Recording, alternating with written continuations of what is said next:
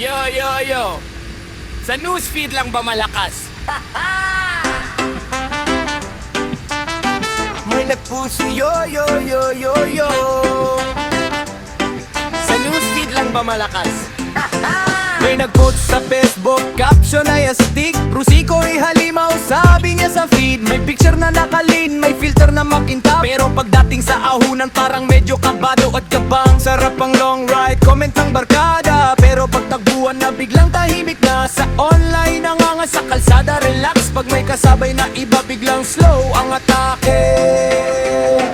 Rusi malakas daw, sa Facebook lang pala. Pero okay lang yan, basta safe ka bro. Sa tunay na biyahe doon ka totoo. Rusi malakas daw, yeah yeah. Sa comment section lang nagwawala.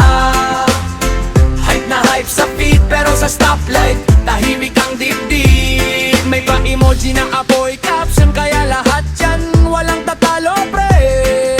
Pero nung sumabay sa tropa sa highway, biglang sabi pre dahan lang break-in pa eh. Hindi naman sa binabas, katuwaan lang to. Basta safe ang ride, yun ang panalo. Kahit anong brand pa yan, basta alaga mo. Hindi sa Facebook basihan ang totoong takbo. Rusi malakas daw, sa Facebook lang pala. Pero okay lang yan, basta safe ka bro. Sa tunay na biyahe doon takoto bro. Rusi malakas daw, yeah yeah. Sa comment section lang magwawala.